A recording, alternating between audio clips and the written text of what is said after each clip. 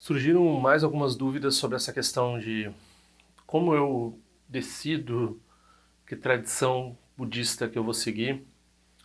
E eu já falei que tem três etapas nessa decisão e na prática que a gente faz. Essa ideia ela não é tradicional, mas o problema também não é tradicional, porque na Ásia, algumas vezes a pessoa podia viajar e ir atrás de um professor, precisava viajar para ir atrás de um professor, mas ela já ia com essa ideia que ela queria aquela tradição, né? E isso tinha uma coisa um pouco como a gente tem hoje já, time de futebol vem de família, ou sabe-se lá como é que se define isso bem na infância, a pessoa já tem uma certeza, mais ou menos. E ocasionalmente havia uma troca, assim, mas muito raramente, muito mais raramente.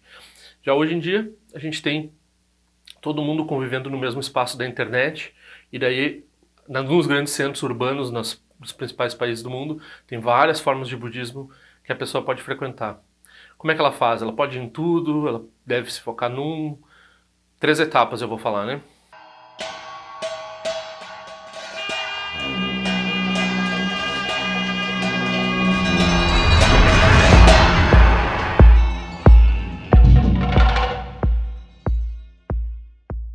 Eu finalmente enviei os cinco conjuntos de cartões que eu estava devendo desde talvez dezembro, mais ou menos. Então, quem quiser pedir a próxima leva, espero que não demore tanto. É só mandar o endereço de correspondência para esse e-mail aqui embaixo e eu envio os cartõezinhos sem custo, né? Se a pessoa quiser fazer uma contribuição, claro, é excelente. Esse canal, eu particularmente estou vivendo agora de contribuições nesse momento, né? Eu estou com uma tradução mais de uma tradução bem atrasada e dedicando um bocado de tempo a esse canal. E tem vindo um certo retorno, tem vindo, tá sendo legal, então quem quiser continuar contribuindo com qualquer valor, por favor, aqui tem um endereço onde tem as informações de PayPal e PagSeguro ou conta bancária para fazer depósito de qualquer valor, tá excelente. As pessoas que pedem os cartões não precisam fazer contribuição nenhuma, mas seria interessante pelo menos cobrir o custo do correio, que é entre 2 e 10 reais, né? Então, quem pede o cartão não precisa, mas seria pelo menos interessante fazer pagar pelo menos o frete, né? O cartão eu não estou vendendo os cartões, então podem pedir os cartões. É bom advertir que o que eu vou falar aqui não é nada tradicional, mas é algo que eu acho que pouca gente, pelo menos no budismo tibetano, dos professores que eu conheço, discordaria dessa estratégia, né? Então é uma coisa bem sensata e nuançada de falar dessa questão da aproximação e decisão por uma tradição, né? Então as três etapas, eu vou falar um pouco mais longamente de cada uma delas depois, mas as três etapas são assim.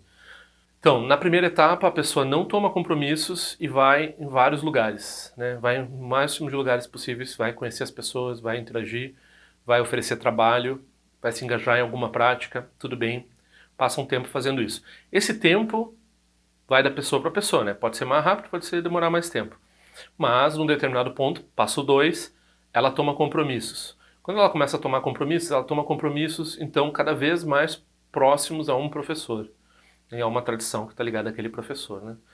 Então, nesse ponto, a pessoa já tem práticas para fazer, já tem uma recomendação pessoal de um professor, então ela deve se engajar nessas práticas sem muita distração de compromissos de outras tradições e de outras linhagens, de outras coisas, embora um ensinamento ou outro que seja relativamente compatível com o que ela está fazendo, é ok. Então, por exemplo, se a gente pratica o Vajrayana e daí tem um ensinamento Mahayana de qualquer tradição budista, não tem problema assistir o ensinamento Mahayana, teria problemas fazer outra iniciação Vajrayana, outra tradição muito diferente, ou que exija um compromisso e que vai dividir o tempo da pessoa, vai deixar a pessoa, né?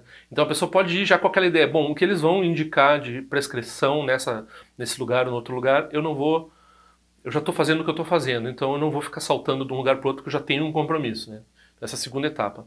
Na terceira etapa, que pode levar, né, a gente está falando de pessoas que fizeram 1, 2 retiros longos de vários anos, pessoas que praticam há 30, 40, 50 anos, então essas pessoas elas já atingiram algum resultado na prática delas.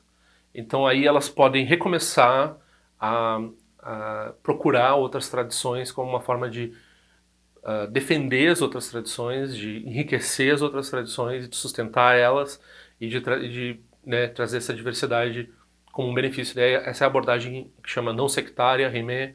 Então a gente fala de grandes mestres como Diogo Tien Rinpoche, que pegava transmissões orais e iniciações e linhagens de todos os tipos, né? Então ele já tinha realizado a sua prática num retiro de 20 anos, então quando ele encontrava uma prática que estava tinha pouca gente sustentando, pouca gente, ele não recusava nenhum ensinamento do Dharma, né? Então, um pouco a gente vai falar dessas três etapas. Compromissos que a pessoa pode tomar na primeira etapa é refúgio. Então, quando a gente fala em refúgio, é importante frisar aqui que o refúgio não é numa tradição. Tá, eu tomei meu refúgio com os fulanos lá. Mas o meu refúgio é com o Buda, com o Dharma e com a Sangha em geral. Com a Sangha, principalmente a Sangha ordenada, a Sangha que tomou os votos. Também com os outros praticantes de forma geral, as pessoas que me inspiram no caminho, né? Mas não é ligado a tradição nenhuma. Então o refúgio, a pessoa toma numa tradição de acordo com uma tradição, mas o compromisso dela é com o Buda, com o Dharma, com a Sangha, é além de tradições. Então ela não, esse tipo de compromisso ela pode tomar nessa primeira etapa. Então ela disse, eu vou ser um praticante budista. Não sei bem de que prática eu vou fazer, mas eu vou tomar esse compromisso diante do Buda. Quando ela chega a essa conclusão que o budismo é para ela, né? Claro. E nesse ponto a pessoa pode ir por tudo que é lugar, como uma abelha, eles dizem, né? Pegar o néctar de qualquer flor, de qualquer jeito, como for, ouvir ensinamentos. Sempre, é claro, verificando a autenticidade do lugar, né? Fidedignidade, se as pessoas têm continuidade na prática delas, continuidade de linhagem, né? Se elas não estão mal vistas na Sangha de forma geral, no mundo de forma geral. Então a pessoa analisa, né? De acordo com o bom senso, olha na internet e vê se aquilo está adequado ou não, e ela vai lá e ela colhe o néctar do Dharma de onde for. Aí, numa segunda etapa, a pessoa ela já conheceu bastante o Dharma, já tomou refúgio, e daí ela quer focar numa prática. Dentro do Vajrayana ela vai tomar uma iniciação. Então, a partir do momento que a pessoa toma uma iniciação, ela tem um compromisso com aquela prática.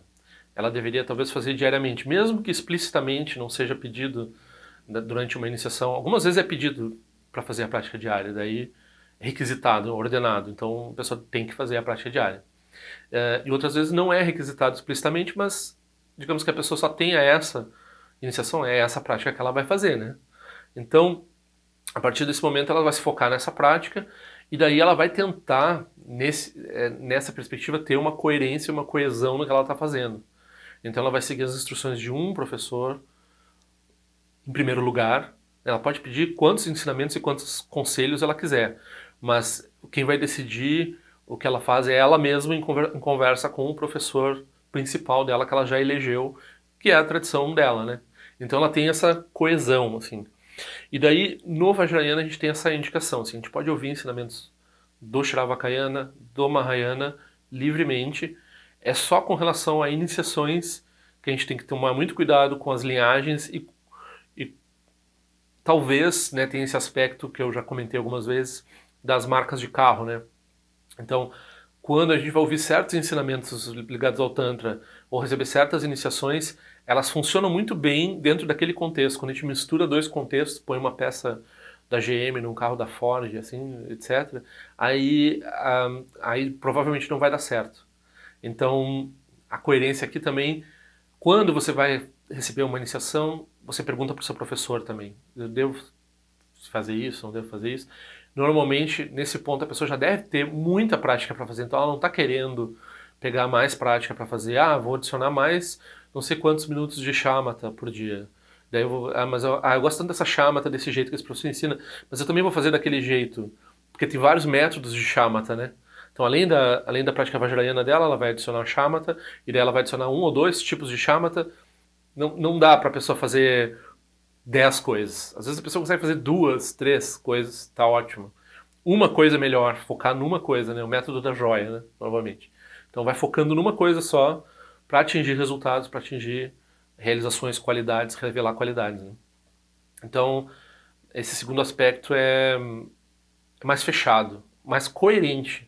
Tem um laser ele tem um uso, é uma luz que tem um uso, porque o facho de luz é coerente, ele está focado num ponto. Aí a gente consegue cortar coisas, esquentar, fazer várias coisas com aquele laser. A luz difusa tem seu uso também, né? Lá no início a gente precisa de uma luz difusa, agora a gente está focando em fazer um laser. Aí no final a gente tem um show de luzes, né? Então a gente realizou, daí a gente pode buscar as outras tradições não como uma forma assim de materialismo espiritual no sentido de acumular conhecimentos e acumular condecorações e assim por diante, mas no sentido de, eu vejo valor nisso, só eu estar conectado a isso, provavelmente para eles, vocês estão me convidando, por exemplo, eu devo fazer, eu devo ajudar eles e assim por diante. Então, participa de reunião ecumênica, revela todas essas qualidades de união entre as tradições budistas e assim por diante. Esse é o trabalho dos mestres, né, das pessoas que revelaram os ensinamentos em si próprias e se tornaram exemplos. Daí elas têm um espaço para entender e trabalhar com a diversidade muito melhor. No meio ali, nessa situação que a maioria de nós, como praticantes, está, é mais importante atingir alguma coisa em vez de ficar andando para qualquer lado, né? Se a pessoa vai, cada caminho que ela encontra para subir uma montanha, ela, não, mas agora eu vou seguir por esse, agora eu vou seguir por aquele, ela anda em círculos, ela volta para baixo, ela não faz nada. Então ela tem que ter um plano, um mapa e uma direção e ela vai nesse ponto, né? E de início também a pessoa não tem compromisso ainda, ela está conhecendo o budismo, ela só quer tomar refúgio, toma refúgio, refúgio, eu repito, ao contrário da iniciação. Tem vídeo sobre iniciação, mas a cerimônia de refúgio, ela pode ser feita numa tradição de acordo com os ditames daquela tradição, em Pali, em sânscrito, em tibetano, na língua que for, em chinês, em japonês. Mas o compromisso é com o Buda Shakyamuni, não é com nenhuma tradição particular do budismo, é com o Buda, com o Dharma, com a Sangha.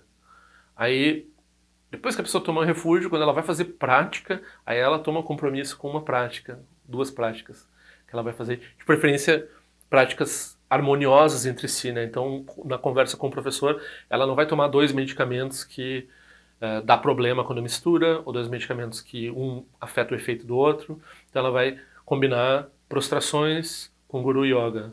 Ela vai combinar fazer o altar com a prática Vajrayana. Ela vai comentar Shamatha com a prática Vajrayana. Então essas são práticas complementares que funcionam bem. Ela pode ter 2 práticas Vajrayana e daí de linhagens muito diferentes, e daí elas vão dizer para fazer coisas na ordem diferente, de jeito diferente. Daí a pessoa está tentando gerar um hábito e ela está contradizendo o hábito dela com outra prática. Aí nenhuma das duas vai render muito bem. Então melhor não. É complexo porque quando a gente está falando do Vajrayana e também do Mahayana e do Shravakayana, cada um dessas formas de budismo, elas têm uma forma de lidar com esses tipos de compromisso com a noção de prática, né? Então o Shravakayana, como não tem ensinamentos esotéricos, não tem coisas secretas, não tem coisas que requerem iniciação e assim por diante, para eles a segunda etapa faz certo sentido ainda, no sentido de não seguir muitos métodos de shamatha ou de vipassana, ou do que for de prática que eles não estão fazendo, mas ao mesmo tempo eles têm uma noção assim mais flexível, porque eles não estão trabalhando nessa transformação de hábitos do jeito que o Vajrayana trabalha, né? Daí no Vajrayana, no Mahayana, a gente tem outras perspectivas. De forma geral, essas 3 etapas funcionam para os 13 anos, mas fazem mais sentido ainda, particularmente para o Vajrayana.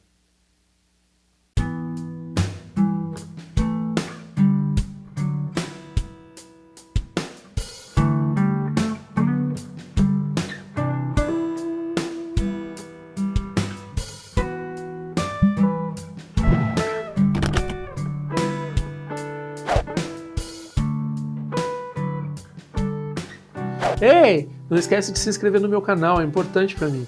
Clica na sinetinha para receber a notificação e se quiser se inscreve no meu boletim informativo de forma o que eu ando fazendo, o que eu ando pensando. Também para contribuir de alguma forma com esse canal, esse é o endereço. Eu espero que em breve nós nos vejamos na prática do Dharma. Ao longo de minhas muitas vidas e até este momento, todas as virtudes que tenho alcançado, inclusive o mérito gerado por esta prática e todas as que vier a conseguir, ofereço para o bem-estar dos seres sencientes. Possam a doença, guerra, fome e sofrimento diminuir para todos os seres, enquanto sua sabedoria e compaixão aumentam nesta e em vidas futuras. Possa eu claramente perceber todas as experiências como sendo tão insubstanciais como o tecido do sonho durante a noite e imediatamente despertar para perceber a manifestação de sabedoria pura no surgir de cada fenômeno. Possa eu rapidamente alcançar a iluminação para trabalhar sem cessar pela liberação de todos os seres.